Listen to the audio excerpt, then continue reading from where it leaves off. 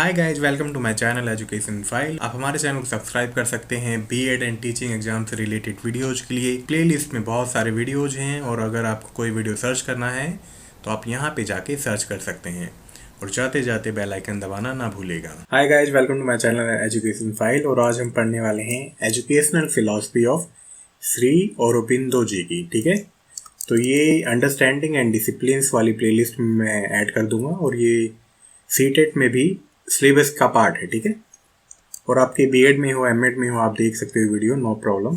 Okay, सो अगर आपने channel को सब्सक्राइब नहीं किया है तो आप कर सकते हो और कंटेंट अच्छा लगे तो प्लीज़ लाइक करके जाना। चलो तो स्टार्ट करते हैं।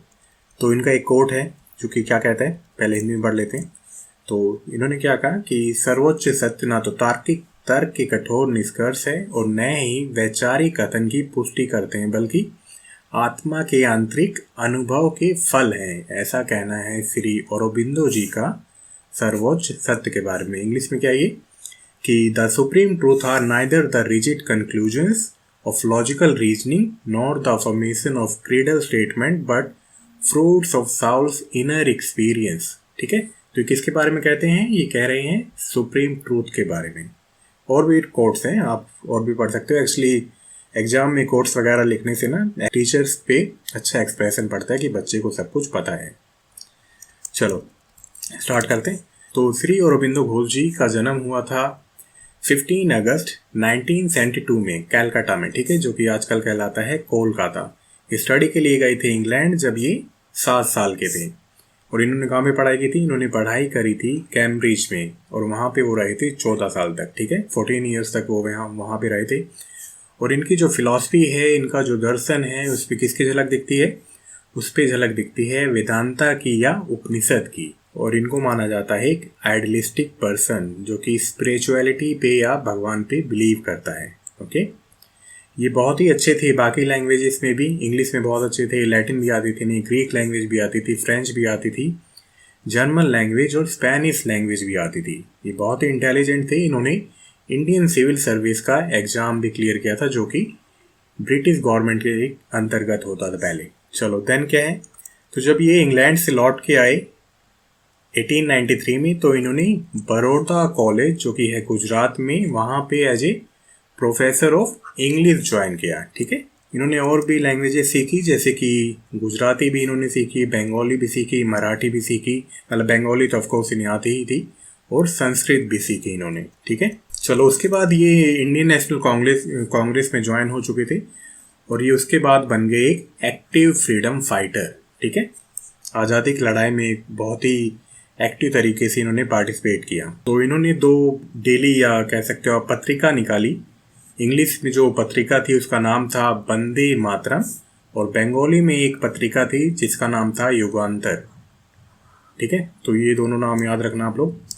बेसिकली इनका मकसद इनके थ्रू ये था कि अपनी जो भी थॉट्स हैं फ्रीडम के लिए उनको पहुंचाना, इसलिए इन्होंने Vande Mataram and Yugantar publish करना स्टार्ट किया। उसमें अपनी स्टोरीज लिखते थे या ऐसे वाक्य लिखते थे या लोगों को जगाने की बात करते थे, मतलब अपनी फ्रीडम से रिलेटेड एक्टिविटीज के लिए प्रोत्साहित करते थे, लोगों को एनकरेज करते थे।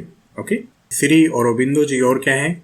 इनको एक गुरु माना जाता है। ये एक दार्शनिक हैं, फिलोसफर हैं, एक कवि भी हैं और एक रिवोल्यूशनरी फ्रीडम फाइटर भी हैं। ठीक है, जिन्होंने आज़ादी की लड़ाई में भी अपना योगदान दिया था। चलो देन एक अलीपुर बॉम्ब केस हुआ था 1908 में, तो इनको हो गई थी जेल। ठीक है, लेकिन इन्होंने वहाँ भी क्या किया, इन्होंने मेडिटेशन स्टार्ट किया और ये थोड़ी योगिक लाइफ की तरफ अग्रसर हुए और इन्होंने काफ़ी लिटरेचर पढ़ा रिलीजन के बेस पे, फिलॉसफी पे जो बेस था और स्पिरिचुअलिटी पे। ठीक है, बाद में यही झलक इनके लाइफ में भी दिखती है। ठीक है, इसके बाद ये कहाँ चले गए? ये चले गए पौंडीचेरी और वहाँ पे बाकी जीवन अपने आश्रम में इन्होंने व्यतीत किया।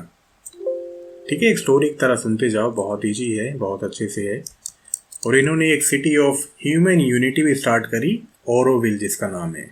ठीक है, तो ये सभी पॉइंट्स अच्छे से याद रखना। चलो देन है आइडियोलॉजी ऑफ श्री अरबिंदो जी।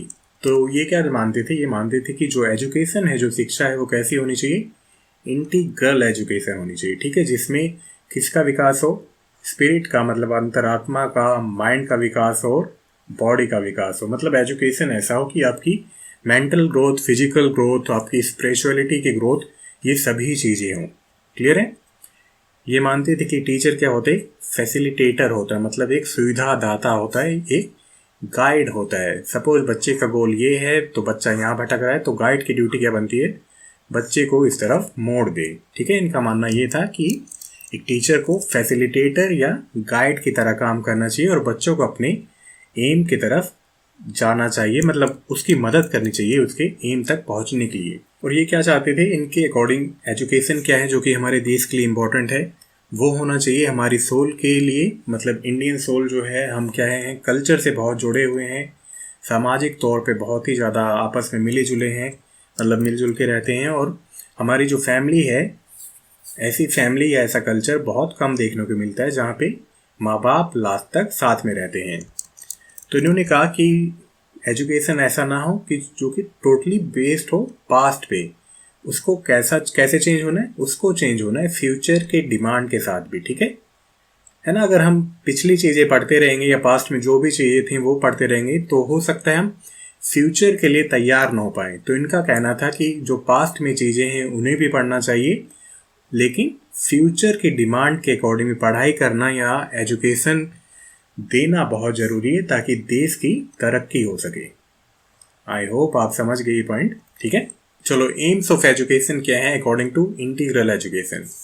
तो इंटीग्रल एजुकेशन में उन्होंने पहले ही बात करी थी, सोल के लिए, मेंटल के लिए, फिजिकल डेवलपमेंट के लिए। तो एजुकेशन का एम क्या होना चाहिए, एजुकेशन का या शिक्षा का लक्ष्य क्या होना चाहिए, ताकि हम अपनी अंतरात्मा या सोल के प्रति भी ईमानदार रहें या नोबल कोज के लिए पढ़ें, इन द सेंस कि हमारे में नैतिकता हो, मॉरलिटी हो, ठीक है, एथिक्स हो। लर्न अबाउट आवर सेल्फ, मतलब कि जो भी हमारे इंटरेस्ट हैं, जो भी हमारे पर्सनल गोल्स हैं, शिक्षा ऐसी होनी चाहिए कि पर्टिकुलर इंडिविजुअल की वो नीड भी पूरी हो सके, उसके पर्सनल गोल्स एंड इंटरेस्ट।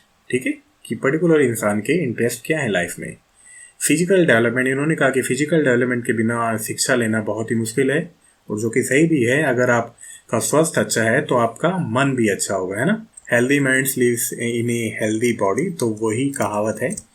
तो इनका कहना था कि फिजिकल डेवलपमेंट के लिए भी एजुकेशन होना चाहिए।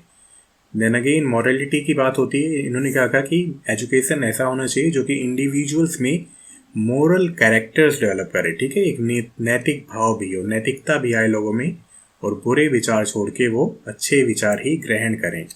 लेकिन हम लोग क्या सोचते हैं कि एजुकेशन क्या है, केवल एकेडमिक स्किल्स ही हैं। ठीक है, लेकिन कि एजुकेशन का रियल मीनिंग क्या है, ओवरऑल या होलिस्टिक डेवलपमेंट, जिसमें बच्चा मेंटली भी अच्छा हो, फिजिकली भी अच्छा हो, इंटेलेक्चुअली भी अच्छा हो। ठीक है, चलो और क्या है एम्स इनके अकॉर्डिंग। ये कहते हैं कि सेंसेस, जो हमारी इंद्रियां है ना, उनका विकास भी होना चाहिए एजुकेशन के थ्रू। हियरिंग या लिसनिंग, स्पीकिंग अच्छी होनी चाहिए, हमारी टचिंग अच्छी होनी चाहिए, हमारी स्मेलिंग अच्छी होनी चाहिए, हमारी टेस्टिंग अच्छी होनी चाहिए। ठीक है, इन सभी का मतलब ये है कि हम अच्छा सुने, अच्छा बोलें, अच्छा ग्रहण करें, उस चीज़ से रिलेटेड है। ठीक है, और इसके लिए क्या कहते हैं, ये कहते हैं कि इसके लिए चित्त और मन प्योर होने चाहिए। अब मैं इसका मीनिंग बताता हूँ क्या है। तो मन क्या है, बेसिकली मन को कहा गया है जिसमें केवल थॉट्स आते हों, जिनमें केवल विचार आते हों। चित्त क्या है, ये मेमोरी है जो कि रिटेन्स करती है उन थॉट्स को और रिकॉल करती है कोई भी जो भी घटना हुई है या जो आप करने वाले हो। बुद्धि क्या होती है, बुद्धि होती है इंटेलेक्ट, मतलब जो कि हमारी इंटेलेक्चुअल पावर है, वो हमें बताती है कि क्या सही है या क्या गलत है। और कैसे होगा, मतलब थॉट्स आएंगे, फिर हम उसको रिटेन करेंगे, रिकॉल करेंगे कि ये अच्छा है क्या बुरा है, फिर हमारी इंटेलेक्चुअलिटी काम करेगी, हमारी बुद्धि काम करेगी, हमें कोई काम करना चाहिए या कोई काम नहीं करना चाहिए। आई होप ये पॉइंट अब क्लियर है अच्छे से। और ये कहते हैं कि एजुकेशन का एम ये भी होना चाहिए ताकि बच्चे की या इंडिविजुअल की मेंटल डेवलपमेंट भी हो। ठीक है, इसमें क्या है, मेमोरी इंक्लूड है, थिंकिंग भी इंक्लूड है, बच्चे को रीजनिंग करनी आनी चाहिए, बच्चे को इमेजिनेशन करना आना चाहिए, बच्चे को सही या गलत में डिस्क्रिमिनेट करना भी आना चाहिए। ठीक है, और जब मेंटल पावर अच्छी होगी तो वो अपने आप को कहीं भी एडजस्ट कर सकता है, और मेंटल पावर अच्छी होगी, मेंटल डेवलपमेंट अच्छी होगी तो अपने आप को भी एनहेंस करेगा और दूसरों को भी एनहेंस करेगा अच्छा करने के लिए। चलो देन एक और पॉइंट है इसका, ये ग्लोबलाइजेशन पे बहुत ज़्यादा जोर देते थे, मतलब इंटरनेशनल रिलेशन बने रहें और एक दूसरे कंट्री के लोग आपस में एक सहयोग की भावना हो, एक म्यूचुअलिटी की भावना हो और आपस में एक ह्यूमन वेलफेयर है उसके लिए काम करें। Getting my point? तो इनका बिलीव था इंटरनेशनल एजुकेशन के बारे में, क्योंकि आजकल वैसे भी क्या है, ग्लोबलाइजेशन हो गया है, एक पूरी वर्ल्ड क्या है, पूरा वर्ल्ड क्या है, एक ग्लोबल विलेज बन गया है ना। किसी को भी पढ़ाई करनी होती है तो वो जा सकते हैं पढ़ाई करने।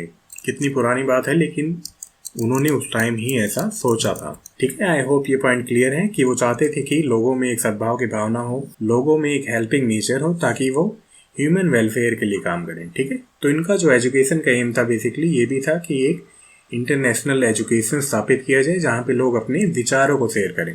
जितनी ज़्यादा थॉट्स प्रोसेस, जितनी ज़्यादा आइडियाज, जितनी ज़्यादा क्रिएटिविटी शेयर होगी, उतना ही ज़्यादा उसका अच्छा रिजल्ट आएगा। चाहे अच्छी बातों के लिए हो, चाहे वो बुरी बातों के लिए हो, लेकिन हम अच्छी बातों के लिए यूज करें तो ज़्यादा अच्छा है। चलो, करिकुलम कैसा होना चाहिए इनके अकॉर्डिंग? तो इनके अकॉर्डिंग बेसिकली क्या था, हॉलिस्टिक डेवलपमेंट पे जोर देते थे कि mental, physical and social and soul development हो। ओके, तो इनके अकॉर्डिंग हम देखते हैं। तो इनके अकॉर्डिंग करिकुलम होना चाहिए मदर टंग में, माँ बोली में होना चाहिए कि बच्चा सबसे ज़्यादा चीज़ों को सीखे। करिकुलम होना चाहिए जो भी बच्चे के पर्सनल इंटरेस्ट हैं, इंडिविजुअल इंटरेस्ट हैं, वो उनको एनकरेज करे और उनको मोटिवेट करे ताकि बच्चा अपने इंटरेस्ट तक पहुंच सके। कुछ पॉइंट हो सकते हैं आपको रिपीट लगे, लेकिन वो बताने ज़रूरी हैं क्योंकि अलग कंटेक्स्ट में है वो। ठीक है, तो करिकुलम इनके अकॉर्डिंग कैसा होना चाहिए जो कि mental, spiritual, moral and physical development करे। तो करिकुलम कैसा होना चाहिए? Should motivate and encourage the children towards achievement of knowledge of the world, है ना।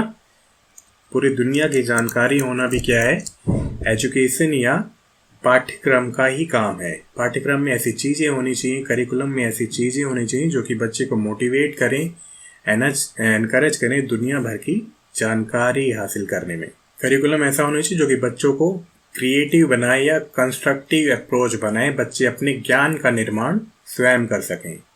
Clear my point? मतलब आप बच्चों को ऐसा पढ़ा दो ताकि बच्चे जो भी पढ़ा है उसके अकॉर्डिंग कुछ काम कर सकें, उस नॉलेज को एक कंस्ट्रक्टिव वे में, एक क्रिएटिव वे में यूज कर सकें। मतलब बच्चों को ऐसा पढ़ा दो कि जो भी आपने थ्योरी पढ़ाई है उन चीज़ों को वो रियल लाइफ में अप्लाई कर सकें। चलो देन, और करिकुलम के कुछ पॉइंट हैं। तो इन्होंने हर स्टेज के लिए अलग अलग करिकुलम सोचा था। प्राइमरी स्टेज के लिए इनके अकॉर्डिंग करिकुलम क्या होना चाहिए, उसमें national history, French language, French है ये एक्चुअली, मदर टंग में होनी चाहिए, जर्नल साइंस होनी चाहिए जैसे होती भी है, एरिथमेटिक होना चाहिए, इंग्लिश लैंग्वेज, लिटरेचर होनी चाहिए, आर्ट होनी चाहिए, पेंटिंग, सोशल स्टडीज। और ये सभी कैसे होंगी, मतलब प्राइमरी स्टेज के बच्चों के अकॉर्डिंग होंगी, है ना। सेकेंडरी स्टेज के अकॉर्डिंग क्या था, इंग्लिश होनी चाहिए, मदर टंग में होनी चाहिए बिल्कुल, social studies, health education, botany, physics, physiology, art, chemistry, arithmetic, literature, French should be included. और ये सभी किस पे होंगी, सेकेंडरी स्टेज के बच्चे की एज के अकॉर्डिंग होंगी। क्लियर है? वोकेशनल लेवल के लिए इनका क्या कहना था कि electrical engineering, cottage industry, nursing होनी चाहिए, मैकेनिकल काम होने चाहिए, टाइपिंग सिखाना, ड्राइंग करवाना, पेंटिंग एंड आर्ट आना, स्कल्पचरल फोटोग्राफी आना। ठीक है, यूनिवर्सिटी लेवल पे कैसी होनी चाहिए, इंडियन एंड वेस्टर्न फिलॉसफी पढ़ाई जानी चाहिए, इंग्लिश लिटरेचर होना चाहिए, हिस्ट्री ऑफ सिविलाइजेशन होनी चाहिए, फ्रेंच लैंग्वेज होनी चाहिए, psychology, sociology, history, physics, chemistry, botany at university level. ठीक है, तो ये मैंने जहाँ से पढ़ा है मैं इसको टेलीग्राम पे शेयर कर दूंगा। ठीक है, पीडीएफ आप आराम से जाके वो पढ़ सकते हो एक्स्ट्रा नॉलेज के लिए। चलो, डिसिप्लिन या अनुशासन के बारे में ये क्या कहते हैं, इनके अकॉर्डिंग क्या होना चाहिए, फ्री एनवायरनमेंट होना चाहिए। ठीक है, बच्चों को बांध के पढ़ाना या बच्चों से सख्ती से निपटना ये नहीं कहते थे, ये कहते थे कि बच्चों को आप फ्री एनवायरनमेंट दो, फिर बच्चे क्या है अपने पोटेंशियल के अकॉर्डिंग ग्रो करेंगे, अपने इंटरेस्ट के अकॉर्डिंग ग्रो करेंगे, और टीचर की ड्यूटी बनती है फिर गाइड करने की। ठीक है, इनका कहना था कि बच्चों के साथ अगर हम बहुत ज़्यादा टोका टाकी करेंगे, बहुत ज़्यादा इंटरप्ट करेंगे तो क्या होगा, उनकी जो ग्रोथ है वो रुक सकती है। ठीक है, जो कि नेचुरल डेवलपमेंट नहीं होने देगी। जैसे होता ना, कोई टहनी बढ़ती रहती है, अगर आप उस पर कुछ लगा देते हो तो उसकी ग्रोथ अजीब सी हो जाती है। तो इनका यही कहना था कि जो चीज़ अच्छे से बढ़ रही है, अपने इंटरेस्ट की तरफ जा रही है, तो उसे जाने दो। सपोज बच्चा इधर चला गया है तो गाइड की ड्यूटी बनती है उसको या टीचर जो है उसको अपने एम तक पहुंचाने के लिए। क्लियर है? और इनका क्या कहना था, हर एक इंडिविजुअल को होना चाहिए सेल्फ डिसिप्लिन। ठीक है, सबसे अच्छी चीज क्या है, सेल्फ डिसिप्लिन होना या इंट्रिंसिक मोटिवेशन होना, क्योंकि एक्सटर्नल मोटिवेशन कुछ टाइम तक ही काम करते हैं, जब तक अंदर आग नहीं लगेगी तब तक कोई काम नहीं होगा। ठीक है, तो सबसे इंपॉर्टेंट है सेल्फ डिसिप्लिन होना या अपने अंदर एक इंट्रिंसिक मोटिवेशन होना, आंतरिक मोटिवेशन होना। ठीक है, चलो इनके अकॉर्डिंग मेथड्स ऑफ टीचिंग क्या होने चाहिए। Love and sympathy for the child, कि बच्चों को प्यार से पढ़ाओ, एक सिंपैथी की भावना हो। मदर टंग यूज होनी चाहिए एजुकेशन के लिए, मीडियम ऑफ इंस्ट्रक्शन। एजुकेशन या टीचिंग होनी चाहिए बच्चे की नीड के अकॉर्डिंग, इंटरेस्ट के अकॉर्डिंग। एजुकेशन होना चाहिए सेल्फ एक्सपीरियंस, मतलब एक्सपीरियंशियल मोड ऑफ लर्निंग। बच्चों को आप थ्योरी पढ़ाओ, बच्चों को खुद वो चीज़ें अप्लाई करने दो उनकी लाइफ में, लेकिन एक गाइडेंस भी रखो। लर्निंग बाय डूइंग, जैसे एनसीएफ में है एक्सपीरियंशियल मोड ऑफ लर्निंग। तो ये सबसे ज़रूरी है, जब हम कोई चीज़ एक्सपीरियंस करते हैं तो उसका रिटेंशन हमारे माइंड में सबसे ज़्यादा होता है। एजुकेशन होना चाहिए, टीचिंग होनी चाहिए बच्चे के नेचर के अकॉर्डिंग भी। ठीक है, उसका क्या स्वभाव है और उसको क्या चाहिए। मैंने पहले कहा था कुछ चीज़ें रिपीट से लगेंगी, लेकिन वो कंटेक्स्ट अलग अलग है उनका। ठीक है, तो टीचिंग कैसी होनी चाहिए, बच्चों को फ्री एनवायरनमेंट प्रोवाइड दो और उन्हें अपने इंटरेस्ट की तरफ बढ़ने दो, खुद एफर्ट करके। चलो देन आता है रोल ऑफ टीचर्स। टीचर का क्या है, टीचर शुड बी रिस्पेक्टेड, लेकिन for respected the teacher should have to be respectable. ऐसा नहीं है कोई आपकी ऐसे ही रिस्पेक्ट कर देगा।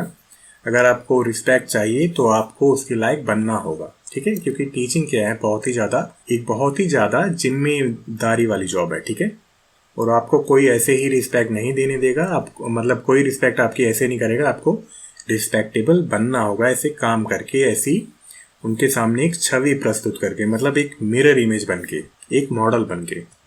चलो, और टीचर की क्या ड्यूटी बनती है कि लर्नर्स को एक एप्रोप्रिएट पाथ शो करो। ठीक है, और वहां तक कैसे पहुंचना है उसमें बच्चों को गाइड करो। इन्होंने और एक बात कही थी कि टीचर को होना चाहिए गाइड, दिशा दिखाने वाला, और एक फिलॉसफर। फिलॉसफी वाले चैप्टर में हमने पहले ही पढ़ा है कि जो जितना ज़्यादा अच्छा फिलॉसफर है वो उतना ही ज़्यादा अच्छा टीचर भी होगा। ठीक है, जो किसी चीज़ को आइडियलाइज कर पाएगा ना, वो सबसे ज़्यादा अच्छा पढ़ा सकता है, ऐसा सोचा जाता है। इन्होंने एक और अच्छी बात कही कि इन्होंने कहा कि जो रियल टीचर है वो क्या है, विद इन अस है, मतलब हमारे भीतर ही है, जो हमें टाइम टू टाइम बताता रहता है कि क्या गलत है, कहाँ जाना है, हमें क्या काम करना चाहिए। लेकिन जो रियल टीचर है, जो टीचर बेसिकली क्या है, जिसको ज़्यादा नॉलेज है ना, जिसको ज़्यादा एक्सपीरियंस है, तो वहाँ पे उसकी ड्यूटी बनती है कि उसको गाइड करे लर्नर को। टीचर की ड्यूटी और क्या बनती है कि लर्नर्स को क्यूरियस कर दो अपने गोल्स के लिए, कोई चीज़ जानने के लिए। तो बच्चों को इतना क्यूरियस कर दो कि वो किसी चीज़ को जानने के लिए या उनके गोल्स को जानने के लिए वो बहुत ज़्यादा क्यूरियस हो जाएं, बहुत ज़्यादा जिज्ञासु हो जाएं। इन्होंने एक और बात कही कि टीचर का रोल या टीचर को किसके साथ कंपेयर किया, गार्डनर के साथ। जो माली होता है ना, मतलब पूरे गार्डन की देखभाल करता है और फूलों को नरिश करता है, नरिशमेंट प्रोवाइड करता है, और वो बढ़ते रहते हैं, फूल कोई बढ़ता रहता है। अगर वो टहनी झुक गई है तो टीचर की क्या ड्यूटी बनती है, वो वहाँ पे स्टिक लगा देता है, in the sense Sahara provide करता है। तो ये एक मेटाफोर है, यू कैन जस्ट इमेजिन। बहुत अच्छी बातें कही श्री औरोबिंदो जी ने, और ये आई थिंक हम सभी टीचर हैं तो हमें भी ये चीज़ें अप्लाई करनी चाहिए, जो चीज़ हम अप्लाई कर सकते हैं। इन्होंने कहा कि अगर कोई अच्छा टीचर बनना चाहता है तो उसको क्या है, एक अच्छा योगी होना चाहिए और एक अच्छा सेंट होना चाहिए। योगा में हम पढ़ चुके हैं, योगा बेसिकली क्या है, एक जीवन जीने का एक तरीका है जिसमें बहुत सी चीज़ों का त्याग बताया है और बहुत सी चीज़ों को संयम के साथ करना बताया है। ठीक है, तो इनके अकॉर्डिंग क्या है, एक जो अच्छा टीचर है वो क्या होता है, एक योगी होता है, अपने काम में ही मगन होता है। ठीक है, teacher should B disciplined. Teacher का डिसिप्लिन होना या टीचर का अनुशासित होना बहुत ज़रूरी है, क्योंकि इसको देख के ही फिर लर्नर्स सीखते हैं। ठीक है, अगर टीचर ही ज़्यादा डिसिप्लिन नहीं है तो बच्चों पे भी क्या है, बुरा इफेक्ट पड़ता है। चलो, इन्होंने और एक अच्छी बात कही, इन्होंने कहा कि टीचर भी क्या है, ग्रो करता है बच्चों के साथ। अब इन्होंने ये बात क्यों कही, क्योंकि देखो हर एक क्लास में हर एक साल हर एक बच्चा अलग होता है। क्यों, क्योंकि इंडिविजुअल डिफरेंसेस हैं। तो इन्होंने कहा कि टीचर्स को, अध्यापक को भी क्या है, बच्चों के साथ ग्रो करना है, बच्चों के साथ लर्न करना है, और ये एक्सपीरियंस फिर फ्यूचर में यूज करने हैं। ठीक है, आई होप ये पॉइंट आपको समझ में आ रहा है। तो टीचर भी क्या करते हैं, बच्चों के साथ ग्रो करते हैं, बच्चों के साथ लर्न करते हैं कि पर्टिकुलर बच्चे को किस तरह से पढ़ाना है। Getting my point? तो इस वीडियो में इतना ही था। आई होप ये वीडियो आपको अच्छा लगा हो। मैंने ये कई जगह से पढ़ के ये वीडियो बनाया है, ठीक है। I will share the PDF and you can study more. और मैं हर बार ये बात कहता हूँ कि हम 10-15 मिनट में किसी के भी जीवन के बारे में सब कुछ नहीं जान सकते हैं। सभी के बारे में बहुत ही एमिनेंट पर्सनैलिटी हैं सभी, और सभी के बारे में इंटरनेट पर बहुत ही ज़्यादा जानकारी है, सभी के बारे में बहुत ही ज़्यादा बुक्स लिखी गई हैं, ठीक है। तो यहाँ पे बस हम एग्ज़ाम पॉइंट ऑफ व्यू से पढ़ते हैं और उतना काफ़ी है एक आउटलाइन लेने के लिए, ठीक है। तो आपको अगर अच्छे से पढ़ना है तो आप नेट पे बहुत सारी जानकारी है, आप इनके बारे में और ज़्यादा पढ़ सकते हैं, ठीक है। तो मिलते हैं नेक्स्ट वीडियो में। Till then bye bye, take care.